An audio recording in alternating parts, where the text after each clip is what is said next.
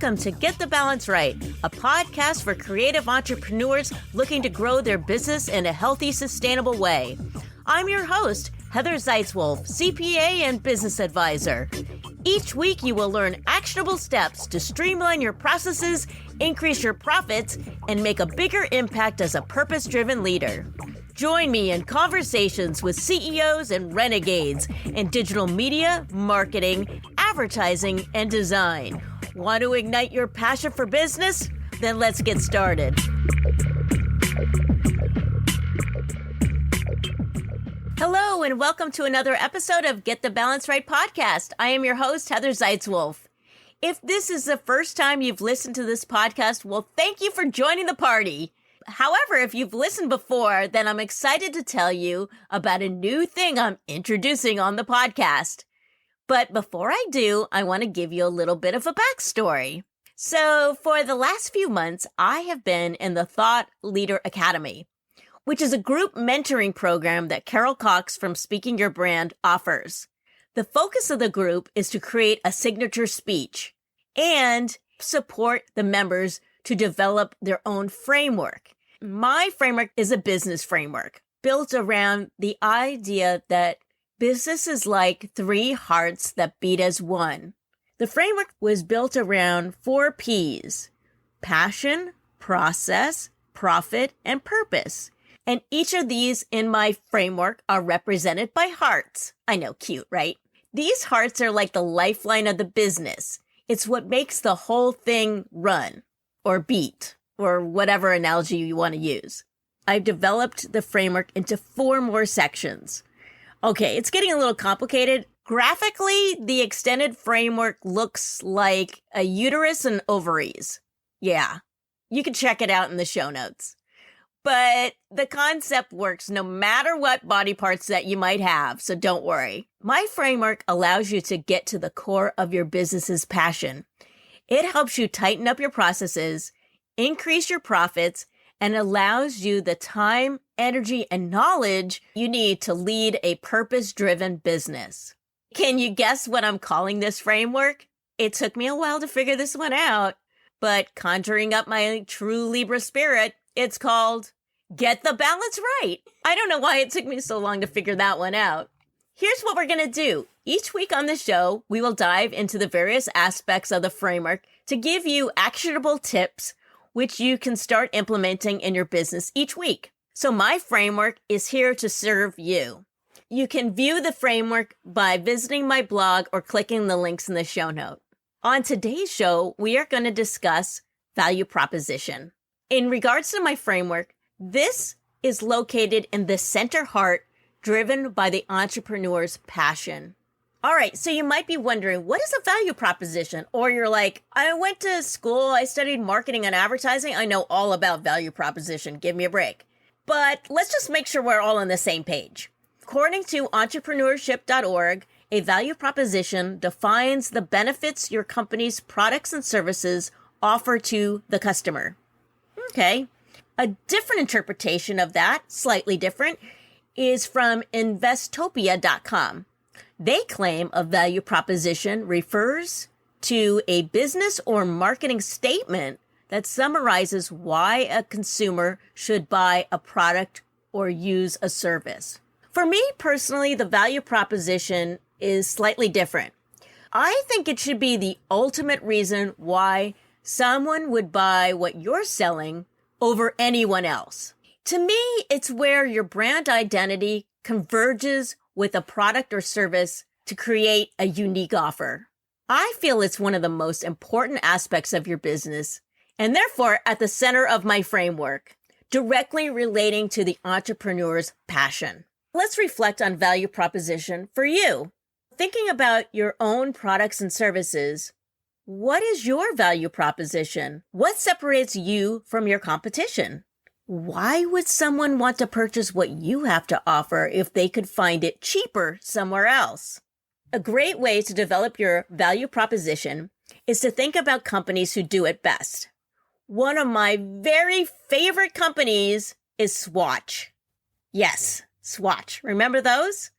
Now, granted, they are not as prevalent in the United States as they once were, but If you grew up in the 80s, you either had a Swatch or you wanted a Swatch. And if you had one, you either collected more or wanted more. For those who maybe are too young to remember the heyday of Swatch, back before cell phones, we wore watches to tell time. I know, right? Back then, the Swiss company Swatch was born, and they turned utilitarian devices into affordable, fashionable timepieces.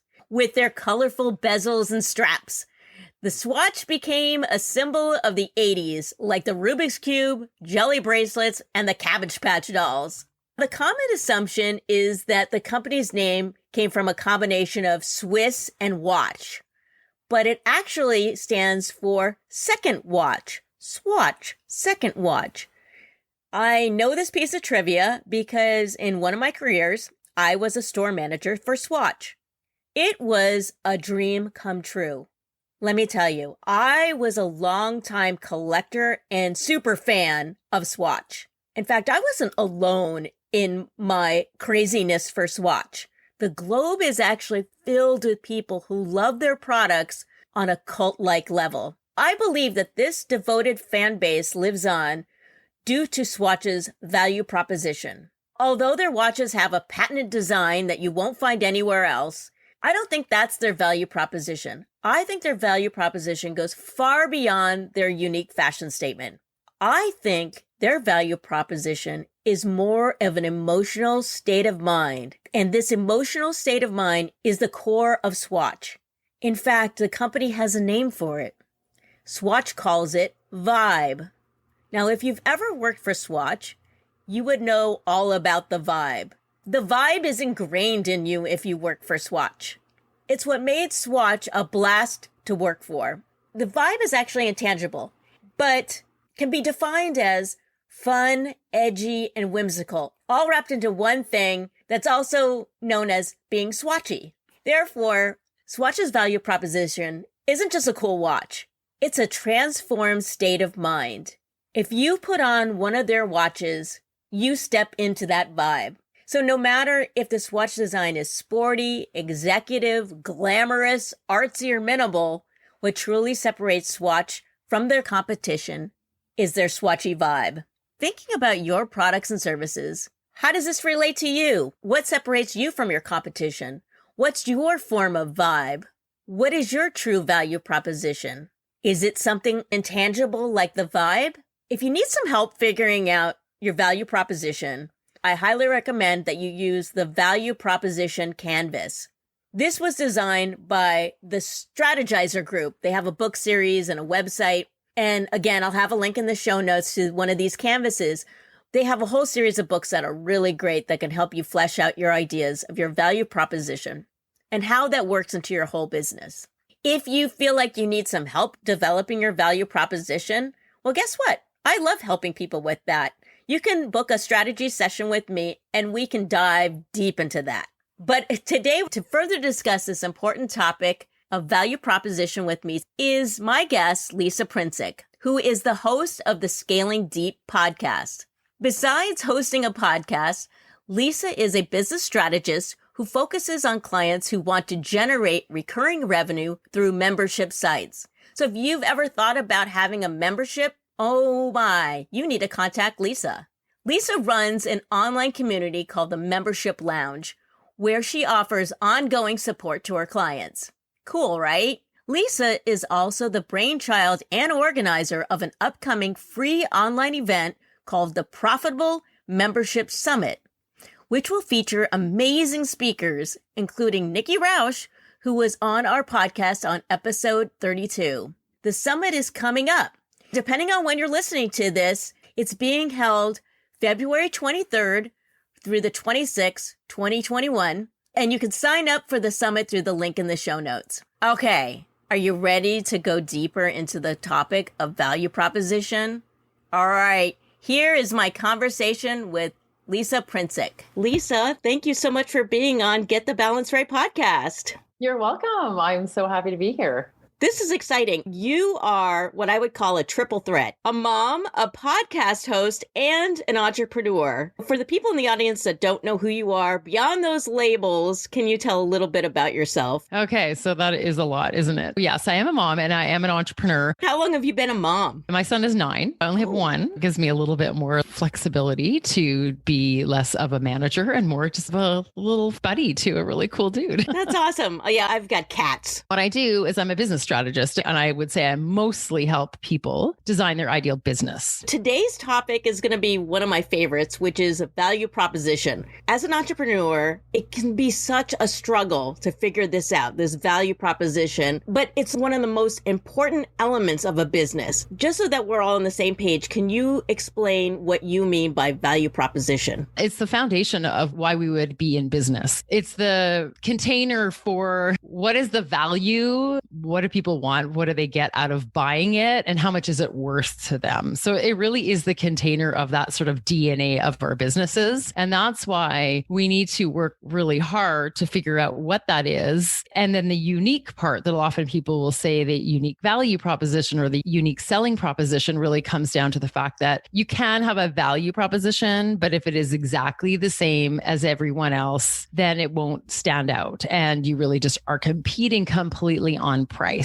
Some people have a value proposition and they don't know how to articulate it. It doesn't matter. Think of like a service provider in a town. Like you could be a builder or a plumber or an electrician. Those are the kinds of things that you think, okay, they're just this skill set, but they actually have a value proposition. Some may be more efficient, some may be more friendly, and some might have better results that they get consistently. And that helps people understand why to choose one service provider over the other. So really, it just contains all that information. That makes sense for service businesses. And I know that service businesses, they might have a productized service, but for people that have a tangible item that they're selling, how does the value proposition kind of work with that? Tangible product or even a tangible service, say a website, you're still buying a product to fit a need or to fulfill a desire, or if it's a fancy car because someone's like really thinks that they're going to just love getting in their car every single day. It's helping them feel something. It's about how does it make them feel, or how does it take away their problem? Is it just a car in general and they didn't have one before and now they actually get around to more things and enables them to have a better job because they can go farther? There's all kinds of ways to look at it. So it really is though, where does it help you get to? And a product is no different than a service, really, in terms of the outcome it can provide. When someone has a service that is so much like somebody else, so let's just say they are a web designer and they're trying to figure out what their unique value proposition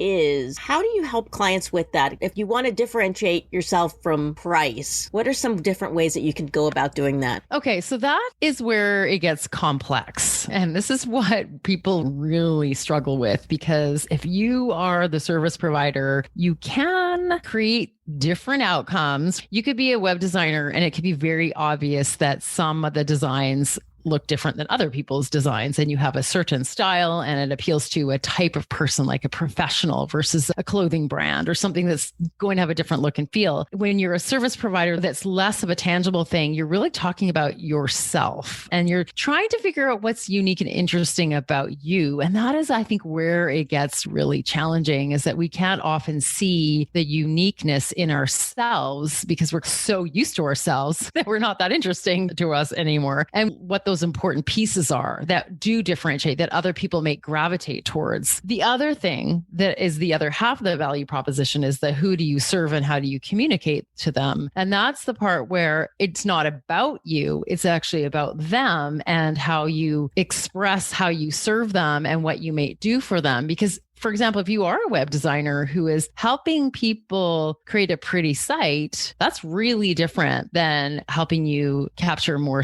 leads and get more sales. That's standing for something that's a different outcome. And what that shows to people, that you have a stronger awareness of what the purpose of the website is for, and therefore he'd be very attractive to a certain kind of brand and client. And I think that's where client attractiveness does really come in. And it's about how you position yourself, meaning this is my personality, these are my standards, here's how I go about things, here are some of my values. And then there's but here's ultimately what I know you care about and what I will do for you. And I think that's where that two-sided value proposition really comes into play. And that's what makes the difference in creating more of a standout brand versus just doing this thing. And that's when you can start to charge more because you are providing something that you're more committed to getting result from.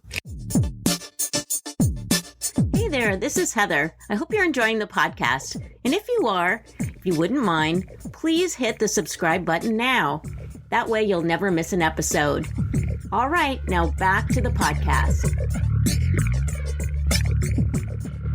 And what do you think the importance of finding a niche is in this whole value proposition? It's absolutely essential. That's what I believe, but I don't think it's always easy to get to. That's where we have to start to figure out how to niche down in a way that feels authentic. For example, someone who's in accounting, that's an obvious, here's what we do. Someone who is another kind of professional service, or even a web designer, here's what we do. The rest of it gets a little fuzzy for coaches and consultants, course creators, people who just love certain types of things, cooking, nutrition, you name it. That's when everyone's our competition. And that's where we have to start to figure out, like, how do I niche authentically so that I really am capable of delivering something of value, but is clear enough that people are like, okay, of course I'd want to work with someone who helps young women start building healthy cooking habits outside of university than working with someone that's 30 years older who has certain health problems. It's obvious you would know who to choose depending on which category you're in. It's critical, actually. It's even more critical online because there's like literally millions of competitors. If you're not geographically located, you don't have to just be the best of a few. You have to be unique to a few. I suggest if you're going to start a business and you want to start making money sooner, make it as clear as possible and as narrow as possible online. Besides niching, as far as narrowing down your focus, especially for service providers, do you feel like they should have one offer and maybe that offer has perhaps 3 different tiers to that offer? Or what do you recommend for people that are a service-based business? So I think it starts with outcome. I would suggest having one outcome. That's where I would begin because the offers should come after the outcome. I always ask my clients, and this is my magical question that sets the tone for everything we do. Where do you want to get people? Where do you want to take your clients? Where are they at when they start working with you? And where can you get them and feel like you've given them amazing value, change their lives? And then that comes from how do you price that and how long does it take? Those are the details that come out later, but it's about where do you want to take them, right? Like that. Yeah.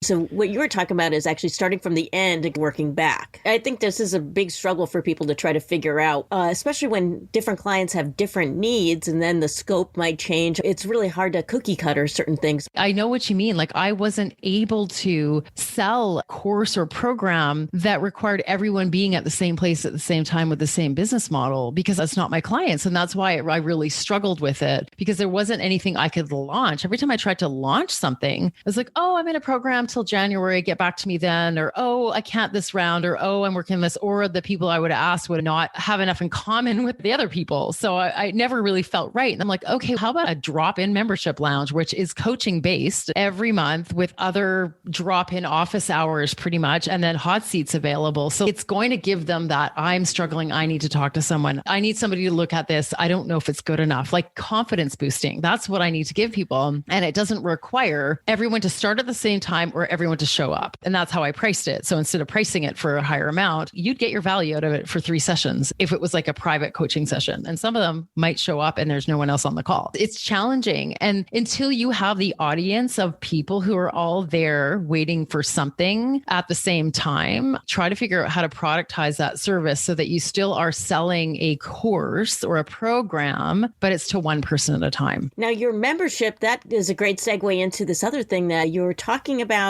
on one of your podcasts about you moving into helping people with memberships. Can you talk about that a little bit? Yeah, of course, I'd love to. After all this struggle of figuring out how could I niche, it hit me after a friend was pushing me and saying, why don't you become a launch strategist? I do not want to do that. It's technical. There's all these reasons why I don't like launching things, even though I do guiding people, but I definitely don't see myself as that kind of OBM person. She kept pushing me and pushing me. And eventually somehow in that thought process, I thought, what if I just focused on memberships? And I realized after some quick research that there was not a lot out there in the world. There's a lot of memberships, but there's not a lot of voices talking about them. There's not a lot of really good content. Everyone's obsessed with membership sites. Yes, it helps get an engaged site, but like, what about membership programs that don't even require community? It doesn't have to be the way we think of it. Think about all the people teaching course creation. There's not a lot of people teaching memberships. Like I found 2. I've heard of another coach, but that's it. That's 3 in the world as far as I could see. It wasn't only an empty space in the world. I realized that, wow, that is fun because I love the flexibility of choose your own adventure and choose your own business model. And I want people to realize that they can design the exact membership model that they want with you name your criteria. You can lock people in for a year. You can charge $1,000 a month if you want to. You can figure out your model and provide access to people when they need it at a lower cost or at a lower commitment or whatever it is, and really serve people and use it based on your personality. You could have more of an education style one where it's mostly training, or you could provide templates to people every month because you love doing creative stuff in the background. I thought I could really go with that because it's not that different than what I already do. But whenever I tell people, oh, I'm a membership growth strategist, they just look at me and they're like, I totally get what you do. And I'm going to have to call you.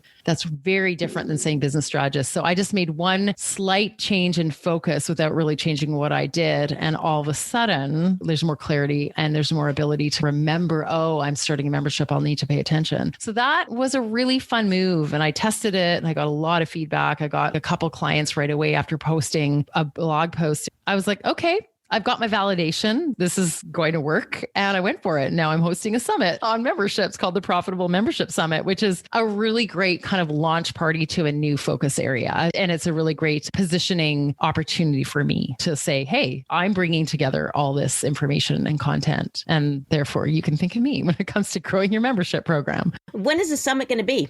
It's February 23rd to 26th, and it's free to attend. Oh, wow. Yeah, you can get more access, but to actually show up and see the presentations and listen to the presenter, they'll be there in the chat box. Yeah, that's totally free. Awesome. Okay, we'll have that in the show notes. When it comes to memberships, obviously from a profitability stance, having a recurring revenue is golden, but it seems there's an oversaturation of membership sites. As far as the value proposition goes, where do you see this going with membership sites? We are actually getting used to memberships. We're paying for all our services in memberships now. We pay for our music and our videos, and everything we do is now a membership and recurring revenues. And I also think that people who like to spend don't really want to spend 10 grand every time they make a purchase. But imagine if you spent that over time. We love buying things, but we don't actually love spending tons of money on things. Imagine, oh, I can only pay $50 or 100 or 400 right now instead of thousands. I think people feel really good about it. Here's my whole take. I think you can do it in a different way. Like my membership, the 1-year commitment is $2,000. So it's definitely not super high end, but it's also not really low. A lot of people who start are like, oh, founding members, $500 lifetime access. And I was like, no, I'm not going to do that. I'm going to charge my value, and it's going to be lower value. I've got 5 to start because I have a small list. To me, it was more about creating it and creating the space for it. I'm so excited. And actually, that's a great amount of people to play with because they're all super keen and they're all going to show up. It allows me to then work out the model that's going to suit them the most and figure out what they want. It's also people who I can test ideas and really get information from on a more intimate basis. And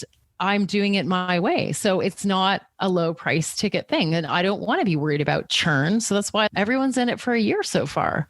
That's great. And that helps you figure out what your value proposition is because it gives you flexibility to play around with things. But I think that's the value prop. I'm very clear on that, but it's more about not underselling. Like imagine, so if I'd had 5 people in it and I charged like $50 a month or $500, would I really want to serve them for the year knowing that, yes, I'll get more people in it, but it'll be gradual. So I had to do it in a way that I knew I could show up and be like in love with it. Because that's the key to a successful membership is being in love with it. Because I think when people are like, oh, it's so much work and there's so much churn and they're stressing out about numbers and drop-offs and all that. Yeah, because a lot of times you hear about people saying, oh, you should just start a membership and just charge people a couple of dollars. It's what? It's like, how many people do you have to have in that group before it'd even be worth your time? Oh, I know. And the commitment to showing up is low. And people, once they don't use something for a while, are going to leave eventually because they're going to question at some point, why am I paying this? And I think it has to be in line with your services. Why would anyone charge $5,000, $10,000 for a program and then charge like $29 for a membership? Unless they had a massive list and they were going for volume. And this is the other thing, unless their membership was almost like their visibility to sell bigger ticket things. But then you also have to have the audience to get that in the first place. So that's like the chicken or egg. It's okay.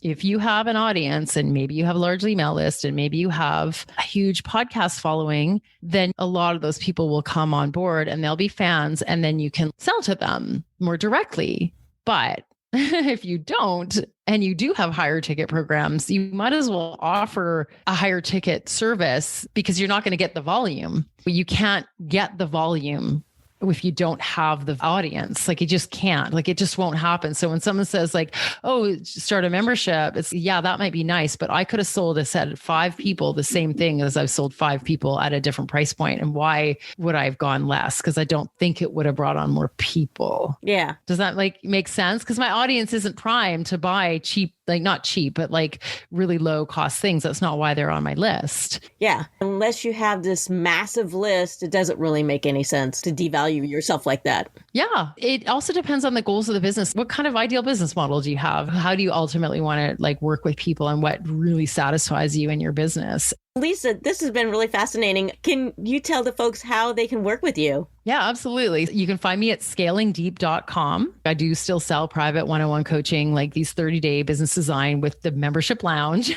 or just the membership lounge on its own. And I also have a podcast, Scaling Deep. So those are both there on my website and easy to book a consult. I've got a couple different places to find me only because I have this summit coming up. I have handpicked my speakers. I love them all. They're all high integrity people. If you really are interested in membership as something that you think might be in your future, you can check that out at profitablемembershipsummit.com. Awesome. And where can people find you on social media? Are you on LinkedIn or Instagram? Where do you hang out? I am on Instagram. DM me as much as you want, but I'm also on LinkedIn. So feel free to connect with me there. Thank you so much, Lisa. This has been really fun. You're welcome. It's great to be here.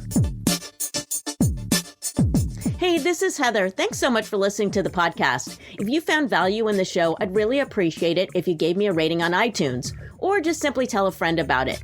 And if you're interested in learning more about my profit advising and coaching, please set up a discovery call by using the link in the show notes. All right. Thanks so much and see you next time.